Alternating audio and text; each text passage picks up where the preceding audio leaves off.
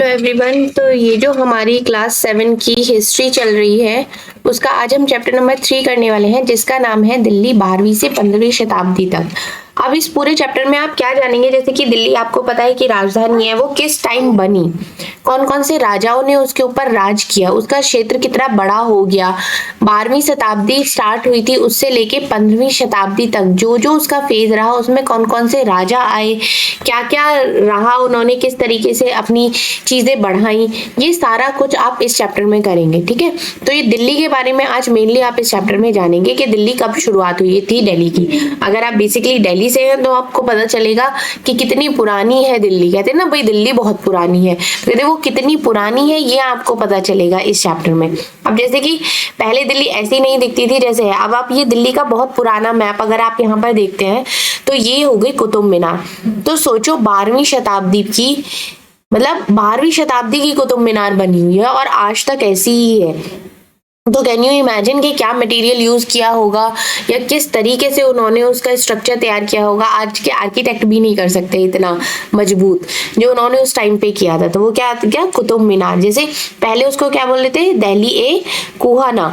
ठीक है, हौस खास यहाँ पर है, ये जो यमुना का जो पुराना मार्ग है ये वो है यहाँ पर, ये फिरोजाबाद है, ये सब क्या है दिल्ली के आसपास का ही, जिसको हौज सुल्तानी।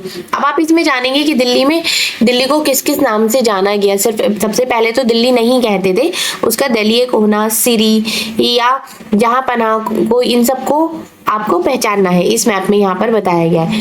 ठीक है, तो अब जैसे कि पहल तोमर राजपूत के काल में दिल्ली किस राज्य की राजधानी बनी। 12वीं सदी के मध्य में तोमरों को अजमेर के चौहानों ने परास्त किया था। मतलब सबसे पहले जो तोमर थे तो उसको किसने परास्त किया था, चौहान ने।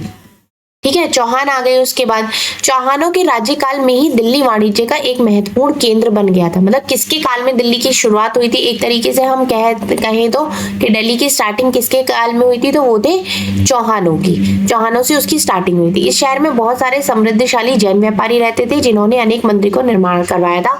यहाँ दहलीवाल कहे जाने वाले सिक्के भी ढाले जाते थे जो काफी प्रचलन में थे। अब आप इसको समझने की अगर कोशिश करें तो चौहानों ने दिल्ली की शुरुआत करी, जैसे कि यहाँ पर हो गया, क्योंकि इन्होंने तोमरों को पराजित किया था। और दिल्ली चौहानों के राज्यकाल में जो वाणिज्य वाला एक इसका था वो एक बहुत ज्यादा एक कहते हैं ना कि महत्वपूर्ण केंद्र बन गया, वो हुआ था। यहाँ पर व्यापारी थे और जैन व्यापारी थे। इन्होंने क्या किया था, इन्होंने बहुत सारे मंदिर का भी निर्माण किया था। ठीक है, इसके बाद ही जो 13वीं सदी के आरंभ में, ये तो 12वीं सदी के एंड हो गया, और अगर 13वीं सदी की स्टार्टिंग की बात करें तब दिल्ली सल्तनत की स्थापना हुई थी। और इसके साथ ही दिल्ली एक ऐसी राजधानी में बदल गई थी जिसका नियंत्रण एक उपमहाद्वीप के बहुत बड़े क्षेत्र पर फैल गया था। मतलब इसका जो एक क्षेत्र था वो काफी ब्रॉड हो गया था अगर देखा जाए तो दिल्ली का। वो कब हुआ था, 13वीं शताब्दी के स्टार्टिंग की ये बात हो रही है। अब जो जिस इलाके को आज हम दिल्ली के नाम से जानते हैं वहां इन सुल्तानों ने अनेक नगर बसाए थे। अब यहाँ पर आप ये भी समझेंगे कि जो 13वीं शताब्दी थी, आरंभिक 12वीं शताब्दी से लेके यहाँ पर आपने कहा कि 12वीं शताब्दी से लेके 15वीं शताब्दी के बीच में कौन कौन राजा रहे, वो सब आप इस टेबल के थ्रू समझेंगे। ठीक है, दिल्ली के शासक अब सबसे पहले तोमर थे, जैसे मैंने बताया था तोमर। उसके बाद चौहान आए, चौहानों ने तोमरों को हराया था। उसके बाद ही इस तरीके से चलता गया। ठीक है, ये कब से थे, 1130 से 1145 तक तोमर रहे। उसके बाद आती है बात चौहान। चौहान में आते हैं पृथ्वीराज चौहान। आपने सुना भी होगा नाम, पृथ्वीराज चौहान के टीवी सीरियल भी बहुत बने हैं और पृथ्वीराज चौहान की फिल्म मूवी भी बनी है। तो वो सब क्या था, ये उनका राज कब से था, 1175 से 1192 तक उनका ये रहा। 65 से 1192 तक चौहानों का राज रहा था। उसके बाद तुर्की आ गई थी। तुर्की शासक में कौन कौन थे जिन्होंने 1206 से लेके 1290 तक राज किया था। उसमें कुतुबुद्दीन ऐबक था, शामसुद्दीन इल्तुतमिश था, रजिया थी और गयासुद्दीन बलबन था।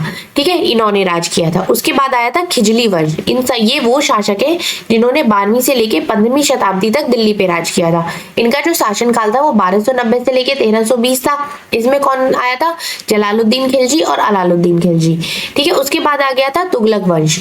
तुगलक वंश जो था वो 1320 से लेके 1414 तक था। इसमें गयासुद्दीन तुगलक हो गया, मोहम्मद तुगलक हो गया, फिरोज शाह तुगलक हो गया। उसके बाद शैयद वंश आया था जिसमें खिज्र खान था, और लोदी वंश में बहलोल लोदी थे। ठीक है, तो ये था 1479 तक, मतलब 1526 तक का था। तो जो था 12वां से लेके 15वीं शताब्दी तक का, उसके बीच में इन शासकों ने दिल्ली पर राज किया था। ठीक है, अब कौन कौन से सुल्तान थे, यहाँ पे हेडिंग है सुल्तानों के अधीन दिल्ली। अब यहाँ पे दो चीज है, जैसे कि अगर एक वजन की बात करी जाती है, मतलब सिंगुलर की बात करी जा रही है, अगर सिंगुलर की बात करी जाती है तो उसको तारीख कहा गया। ठीक है, और अगर प्लूरल की बात करी जा रही है, बहुवचन की बात करी जा रही है, बहुवचन की अगर बात करी जा रही है तो उसको तवारीख बोला गया। ठीक है, ये डिफरेंस है यहाँ पर तारीख में और तवारीख में। ठीक है, इतिहास जो कि हिस्ट्री है हमारा, उसमें एक वचन के लिए तारीख को यूज किया जाता है, बहुवचन के लिए तवारीख को। जो ये कब क्या, ये फारसी भाषा में लिखे गए थे उस टाइम पे। ठीक है, अब अगर तारीख की बात करें तो इसके लेखक, सचिव, प्रशासन, कवि, दरबारियों जैसे सुशिक्षित व्यक्ति होते थे जो घटनाओं का वर्णन भी करते थे और शासकों को प्रशासन संबंधी सलाह भी देते थे। वे न्याय संगत शासक के महत्व पर बल देते थे। ये क्या करते थे, ये जो प्रशासक था उस पे भी बल देते थे, और जो हाँ जो सुशिक्षित, ये बहुत ज्यादा, मतलब ऐसा नहीं था कि ये पढ़े लिखे नहीं थे, ये अच्छे खासे इनको जानकारी थी, पढ़ाई लिखाई भी इनकी थी। तो ये क्या करते थे, जो घटना हुई है उसका ये वर्णन भी करते थे, और जो राजा हुआ करता था उसको ये सलाह भी दिया करते थे राज्य से संबंधित। अब ये न्याय चक्र क्या है, न्याय चक्र होता था ये फक्र ए मुदबिर ने लिखा था। ठीक है, इसमें राजा का काम सैनिकों के बिना नहीं चल सकता था, और सैनिक का काम था वेतन के बिना नहीं चल सकता। और वेतन कहाँ से आता था, वो किसानों से एकत्र किया जाता था। लेकिन किसान भी तभी राजस्व तभी चुका सकते थे जब वे खुशहाल प्रसन्न होते थे। तो ऐसा तभी हो सकता है जब राजा न्याय और ईमानदार प्रशासन को बढ़ावा दे। तो आप ये एक देखिए तो एक सर्कल का बन गया है कि राजा का काम हो गया सैनिक, यहाँ हो गया जैसे कि राजा, यहाँ हो गया सैनिक। सैनिक का काम किसके बिना नहीं चल सकता, वेतन के बिना नहीं चल सकता। और वेतन कहाँ से आएगा, किसान से। और किसान किस तरीके का होगा, जब वो राजा का ईमानदार और प्रशासन को बढ़ावा देगा। तो ये एक तरीके से एक न्याय चक्र हो गया। क्या हो गया, ये न्याय चक्र। अब आगे देख लेते हैं, कुछ और बातें हैं जो कि ध्यान में रखने वाली है। जैसे कि तवारीख के लेखक नगरों में, विशेषकर दिल्ली में रहते थे, और गांव में ये शायद नहीं कभी रहते हो, मतलब मेनली ये दिल्ली नगर में ही रहते थे। वे अक्सर अपने इतिहास सुल्तानों के लिए उनसे ढेर सारी इनाम इकराम पाने की आशा में रखते थे। मतलब वो क्या करते थे कि वो जितना काम करें उनको उनका एक तरीके से गिफ्ट्स मिले या एप्रिसिएशन मिले उसका, ये था। ये लेखक अक्सर शासकों को जन्मसिद्ध अधिकार और लिंग भेद पर आधारित आदर्श समाज व्यवस्था बनाए रखने की सलाह देते थे।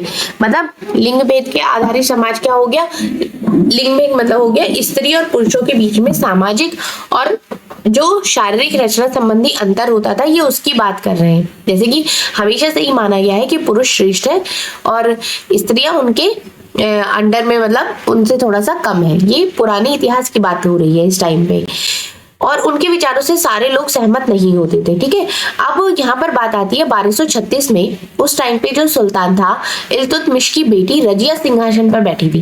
अब क्या हो गया, जैसे कि उन्होंने ये माना था कि जो उनके जितने भी बेटे हैं उन सब में जो उनकी बेटी है रजिया, वो ज्यादा काबिल है। तो इसलिए उन्होंने उसको रानी के रूप में शासक की मान्यता दे दी थी। लेकिन क्या हुआ था, जैसे कि वो वाला शासक था कि हर कोई पसंद नहीं करता था, भाई लड़का है तो उसका ही हक बनता है।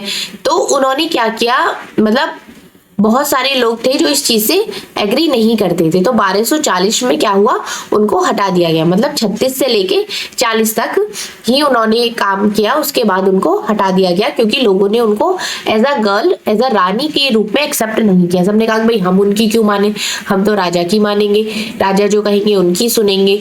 तो वो वाली एक बात रही। अब यहाँ पर रजिया के बारे में कि उन्होंने जितने टाइम पर वो रही, उन्होंने क्या क्या करवाया, ये यहाँ पर बताया गया है।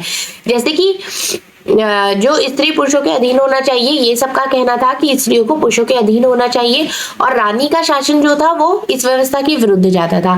तो इसलिए कोई भी उनकी बात मानता नहीं था, और सब कहते थे कि खुदा की रचना के खाते में उसका ब्यौरा चूंकि मर्दों की सूची में नहीं आता, इसलिए इतनी शानदार खूबियों से भी उसे आखिर क्या ही हासिल हुआ। मतलब रजिया के अंदर बहुत सारी खूबियां थी जो उसको वो एक उस सिंहासन के लिए जिसपे कि वो राज्य कर सके उसके लिए काबिल बनाती थी, इसीलिए सुल्तान ने उसको राजा रानी बनाया था, मतलब अपने बेटों को ना बना के उसको अधिकार दिया था इस चीज का। लेकिन यहाँ पे तो वो वाला शासन था ना कि स्त्रियां पुरुषों के अधीन होनी चाहिए, तो इस वजह से ज्यादातर लोगों ने उसको एक्सेप्ट नहीं किया और कुछ ही सालों में उसको हटा भी दिया गया। उन्होंने क्या क्या किया था अपने टाइम पर, अभिलेखों और सिक्कों पर अंकित कराया था कि वह सुल्तान इल्तुतमिश की बेटी थी। उन्होंने क्या कराया, उन्होंने चिन्हों वो सिक्कों पर ये अंकित करवाया कि उनकी बेटी है वो। और आधुनिक आंध्र प्रदेश के वारंगल क्षेत्र में किसी समय काकतीय वंश का एक राज्य था। उस वंश की रानी रुद्रमा देवी थी। उनके व्यवहार से रजिया का व्यवहार बिल्कुल विपरीत था। इन्होंने क्या किया था, अपने अभिलेखों में अपना नाम पुरुषों जैसा लिखवाया था, जिससे कि लोगों को भ्रम हो जाए कि पुरुष है। अब ऐसी ही एक और रानी हुई थी जो कि कश्मीर में थी, जिनका नाम दीदी बड़ी बहन से निकला था। जाहिर है जो जनता थी वो उनको इतना प्यार करती थी कि उनको उन्होंने इस नाम से संबोधित किया। ठीक है, ये उनके राज्य की बात हुई थी जो रजिया ने करा था राजा। अब खलजी और तुगलक वंश के अंतर्गत प्रशासन, उसके बाद कौन आए, उसके बाद खलजी आए और तुगलक आए। अब ये देख लेते हैं एक बार। अब जो दिल्ली सल्तनत है, जैसे कि विशाल साम्राज्य के समीकरण के लिए विश्वसनीय सूबेदार और प्रशंसकों की जरूरत थी। अब दिल्ली के स्टार्टिंग में जो सुल्तान आए थे, जिनमें सबसे ज्यादा थे इल्तुतमिश, सामंतों और जमींदारों के स्थान पर अपने विशेष गुलामों को सूबेदार नियुक्त करना पसंद करते थे। ये क्या करते थे, इनके जितने भी गुलाम होते थे ना, वो उनको वो अलग अलग जगह का सूबेदार बनाते थे। ये मानते थे कि जो बेटे हैं उनसे ज्यादा वफादार इनके गुलाम हैं। इन गुलामों को फारसी में बंदगा कहा जाता था और इन्हें सैनिक सेवा के लिए खरीदा जाता था। मतलब इन्हें ये खरीद लेते थे, एज अ गुलाम बना लेते अपना। लेकिन उसके बाद क्या था, जितने भी राज्य के महत्वपूर्ण राजनीतिक पदों पर काम करने वाले होते थे उन्हें उसके हिसाब से ट्रेनिंग दी जाती थी, लेकिन वो मालिक पर निर्भर होते थे, इसलिए सुल्तान पे विश्वास करके उन पर निर्भर हो सकते थे। ये क्या होता था कि वो जो थे वो सुल्तान पर निर्भर थे और सुल्तान अपनी चीजों के लिए उन पर निर्भर था। तो इस तरीके से दोनों एक दूसरे पर विश्वास करते थे। ठीक है, अब यहाँ पे इन्होंने माना कि बेटों से बढ़कर गुलाम है। क्यों? क्योंकि उन्होंने गुलाम को पाला पोसा और आगे बढ़ाया, उसकी देखभाल करनी चाहिए, क्योंकि तकदीर अच्छी होती है तभी पूरी जिंदगी में कभी कभी ही योग्य अनुभवी गुलाम मिलता है। ये उनका सुल्तान का मानना था। और बुद्धिमानों का कहना है कि योग्य अनुभवी गुलाम जो होते हैं वो बेटों से भी बढ़कर होते हैं। अब जो यहाँ था, खिलजी और तुगलक शासन जो थे वो बंदगा का इस्तेमाल करते रहे हैं और साथ ही उन अपने पर आश्रित निम्न वर्ग के लोगों को भी ऊंचे राजनीतिक पदों पर बैठाते रहे हैं। मतलब उन्होंने क्या किया था कि जितने भी गुलाम उनको होते थे उनको अच्छे से प्रशिक्षित करते थे और उन्हें ऊंचे ऊंचे पद पर, जैसे कि सेनापति हो गए, सूबेदार हो गए, इन पदों पर उनको बैठा देते थे। इससे जो होती थी उनकी राजनीतिक अस्थिरता भी पैदा हो जाती थी। अब गुलाम और आश्रित अपने मालिकों और संरक्षकों के प्रति तो वफादार रहते थे, मगर उनके उत्तराधिकारियों के प्रति नहीं रहते थे। अब जैसे वो है सुल्तान है, ठीक है, सुल्तान ने गुलाम को वफादार बनाया, मतलब वफादार रहा वो अपने सुल्तान के प्रति। सुल्तान ने उसे कहीं का सूबेदार बनाया, कुछ बनाया, उसके साथ उसका एक तरीके से ट्रस्ट वाला रिलेशनशिप बिल्डअप हो गई। अब जो सुल्तान का उत्तराधिकारी होगा, जो उसका बेटा होगा, तो इसका और इसका रिलेशन उतना अच्छा नहीं होगा जितना सुल्तान और उसके गुलाम का रिलेशन है। तो यहाँ पर वही बात हो रही है कि वो अपने मालिक के प्रति तो वफादार रहते थे, लेकिन उनके उत्तराधिकारी के प्रति नहीं रहते थे, मतलब उनके बेटे के प्रति वो उतने वफादार नहीं रहते थे। अब इनके क्या होते थे, इनके अपने पर्सनल लॉकर होते थे। अब इसमें एक चीज और होती थी, जैसे कि सुल्तान के अपने नौकर होते थे। अब जब भी कोई भी नया शासक आकर उस गद्दी पर बैठता था या सिंहासन पर बैठता था, तो जितने भी पुरानी सरदार होते थे ना, उनके बीच में लड़ाइयां शुरू हो जाती थी, टकराव हो जाता था, क्योंकि वो कहते थे कि आपने निचले वर्गों के लोगों को संरक्षण देकर ऊंचे वर्ग के कई लोगों, मतलब ऊंचा उन्हें बना दिया। नीचे वर्ग के लोगों को उन्होंने संरक्षण दिया, उसके बाद उन्हें ऊंचा पद मिल गया। तो जो उच्च वर्ग के लोग पहले से ही थे उनको ये चीज पसंद नहीं आती थी कि निचले खानदान के लोगों को ऊंचे पद पर बिठाने के लिए दिल्ली के सुल्तानों की इस टाइम पर आलोचना भी की जाती थी। ठीक है, ये अब उसकी बात हो रही है। अब यहाँ पर बात होती है कि सुल्तान मोहम्मद तुगलक के अधिकारी जन ये कौन कौन होते थे। जो तुगलक थे उसका था अजीज खुम्मार नामक कलाल, जो कि ये शराब बनाने वाला, बेचने वाला था। फिरोज हज्जाम नामक नाई था। मन का तब्बाक नाम बावर्ची था। और पीला नामक माली थे, उच्च प्रशासनिक पद पर उन्होंने उसको बिठा दिया था, मतलब इन लोगों को बिठाया था। इससे जो कि बड़े लोग थे उनको काफी ठेस पहुंची थी और उन्होंने इस चीज को एक्सेप्ट भी नहीं किया था। ठीक है, अब यहाँ पर आगे देख लेते हैं। सुल्तान की ही बात हो रही है कि पहले वाले सुल्तानों की ही तरह खिलजी और तुगलक शासकों ने भी सेना नायकों को भिन्न भिन्न आकार के इलाकों के सूबेदारों के रूप में नियुक्त किया था। अब इनको क्या कहते थे? इनको इक्ता कहते थे। ये जो इलाके थे इनको क्या कहलाता था? इनको इक्ता कहलाते थे। इन्हें संभालने वाले अधिकारी इक्तदार और मुक्ति कहे जाते थे। मुक्ति का फर्ज था कि सैनिक अभियानों का नेतृत्व करना, अपने हितों में कानून व्यवस्था बनाए रखना और अपने सैनिक सेवाओं के बदले वेतन के रूप में अपने इलाके की राजस्व की वसूली क्या करते थे। ठीक है, आपको समझ में आ रहा है कि क्या हो रहा है? वो शासक थे, उन्होंने अपने अपने जो जितने भी निचले वर्ग के लोगों थे उनको ट्रेन करके ऊपर सूबेदार बना दिया, किसी को अलग इलाके में भेज दिया, इस तरीके से उनको अधिकारी बना दिया।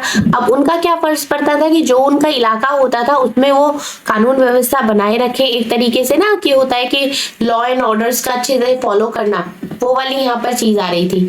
और उनको अलग अलग कर जो होते थे, वेतन जो उसमें लगाते थे, उनको भी वसूलने के लिए वो उनका सैनिक की सेवाओं का यूज करते थे। ठीक है, अब वो जो रकम उनको मिलती थी वो रकम से अपने सैनिकों की तनख्वाह देते थे। ठीक है, अब इन पर काबू पाने का जो सबसे अच्छा तरीका था वो उनका पद परंपरा से ना चले और उन्हें कोई भी इतना थोड़े थोड़े समय के लिए ही मिले। ये क्या होता था, ऐसा नहीं है कि उनको यूज कर लिया तो उनकी जो पीढ़ी चल रही है उसके आगे जो पीढ़ी चल रही है उनको, वो इस तरीके से नहीं था। एक जगह पर उनको थोड़े टाइम रखते थे, फिर उनको कहीं पर उनका ट्रांसफर कर देते थे, फिर कहीं पर हो जाता था, तो इसके बाद उनका स्थानांतरण कर दिया जाता था। अब यहाँ पर जो सुल्तान थे अलाउद्दीन खिलजी और मोहम्मद तुगलक के शासनकाल में नौकरी के इन कठोर नियमों के बड़े सख्ती से पालन होता था। मतलब ये एक जो जॉब थी इसको बहुत ही ज्यादा स्ट्रिक्टनेस के साथ फॉलो किया जाता था। ऐसा नहीं था कि यहाँ पर लीनियंसी दिखाई जा रही है कि भाई कुछ भी हो रहा है, कैसे भी हो रहा है, तो ऐसा नहीं होता था। तो ये जो इनका जो शासनकाल आया इसमें इनको बहुत शक्ति दिखाई गई इसके लिए। तो ये जो लोग थे एकत्रित हुए राजस्व की रकम का हिसाब देने के लिए राज्य द्वारा लेखा अधिकारी नियुक्त किए जाते थे। मतलब और भी ऐसे लोग थे जो कि उसका हिसाब रखते थे कि कौन सी चीज कहाँ पर जा रही है, कितनी रकम है, तो वो किस तरीके से यूज हो रही है, इसका जो हिसाब किताब था इसके लिए भी इन्होंने कुछ अधिकारियों को नियुक्त किया था। और ये ध्यान रखा जाता था कि जो राज्य द्वारा निर्धारित की गई वसूलें और तय संख्या के अनुसार सैनिक रखे गए हैं, मतलब कितने सैनिक है, कितनी उनकी सैलरी जानी है, क्या उनकी इनकम है, उस रकम का किस तरीके से यूज हो रहा है, ये इसके लिए भी उन्होंने अधिकारी रखे हुए थे जो उसका हिसाब रखते थे। ठीक है, चलिए आगे देखते हैं।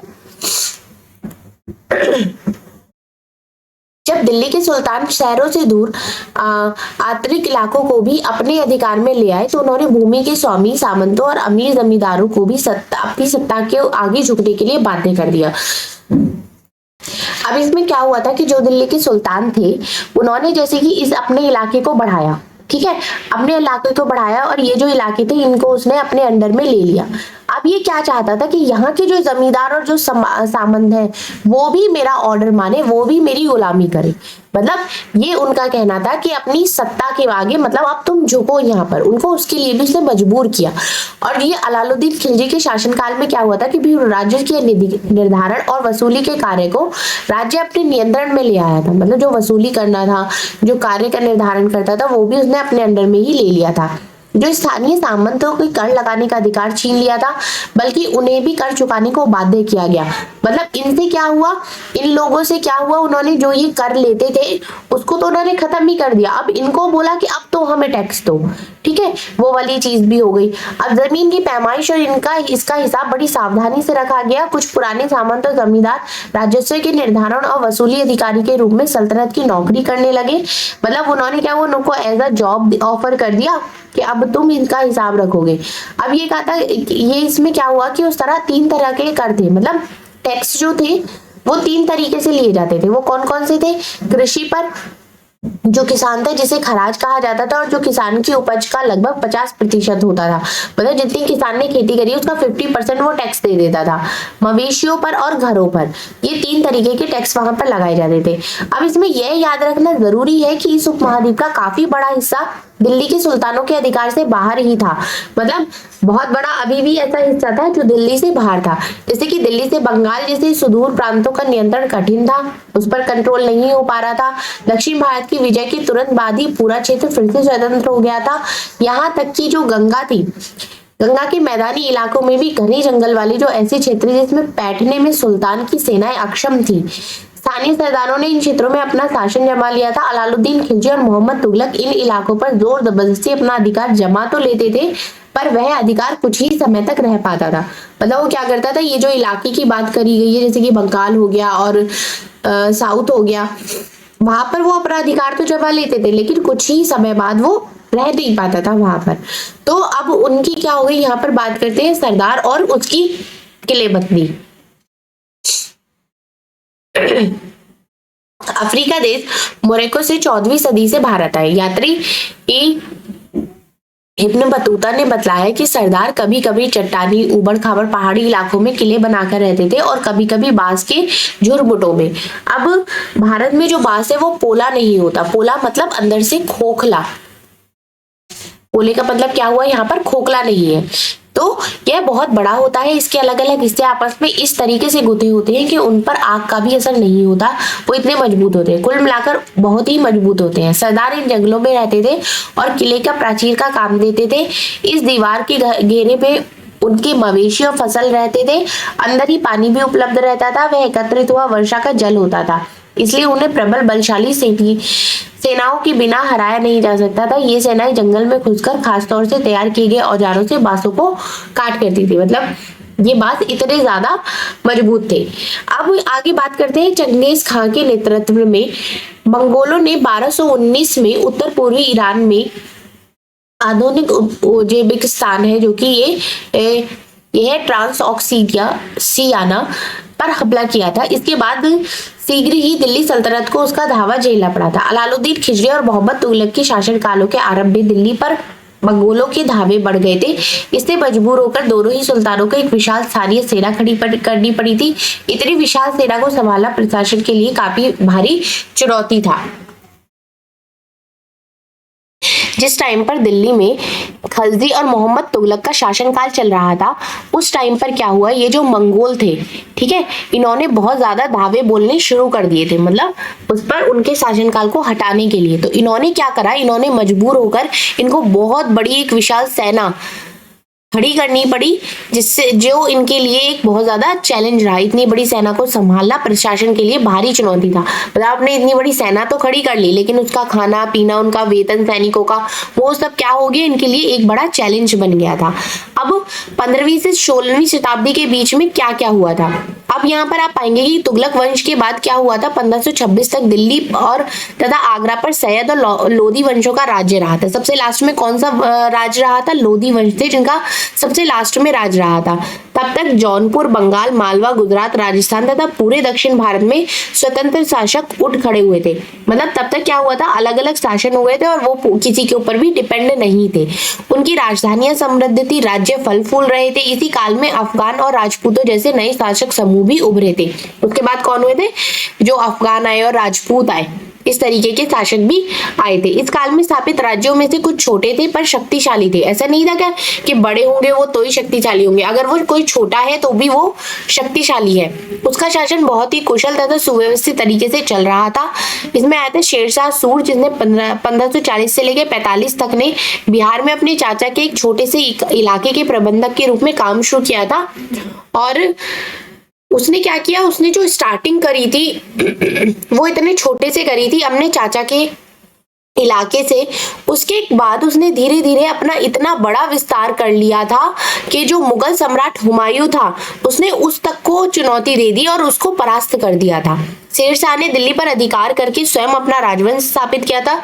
शेरशाह ने उसके बाद सूरवंश ने केवल 15 वर्ष 1540 से लेकर 1555 तक शासन किया, लेकिन इनके प्रशासन ने अलाउद्दीन खिलजी वाले कई तरीकों को अपनाकर उन्हें भी चुस्त बना दिया था। और जो महान जो सम्राट अकबर था, उसने 1556 से लेकर 1605 तक उसका राज रहा था। जब मुगल सम्राट को उसने समेकित किया तो उसने अपने प्रतिमान के रूप में शेरशाह की प्रशासन व्यवस्था को ही अपनाया था। मतलब इसमें क्या बताया गया है कि जो शेरशाह थे उन्होंने एक छोटी सी जगह से, अपने चाचा की जगह से चीजें स्टार्ट करी और उन्होंने उसको इतना बड़ा और इतना विस्तार कर लिया धीरे धीरे धीरे धीरे कि एक टाइम पे उन्होंने हुमायूं को चुनौती दी और उसको परास्त भी कर लिया। ठीक है, और ये इतना ज्यादा इन्होंने अपनी, ये कहते हैं ना कि इनकी जो एक तरीका होता है वो इतना अच्छा था कि जब अकबर आया तो उसने भी उसको फॉलो किया था। जो प्रशासन व्यवस्था वो यूज करते थे, अकबर ने उसी प्रशासन व्यवस्था को फॉलो किया था। तो ये हमारा चैप्टर यहाँ पर कंप्लीट होता है, जिसमें हमने पढ़ा है यार दिल्ली 12वीं से लेकर 15वीं शताब्दी तक, उसमें कौन कौन से राजा आए, किस किस ने किस किस तरीके से अपना शासन काल किया, ये सब आपने इस चैप्टर में कंप्लीट किया है। ठीक है, चलिए नेक्स्ट क्लास में नेक्स्ट चैप्टर को देखेंगे। अगर चैनल पर पहली बार आए हो तो चैनल को सब्सक्राइब भी करें और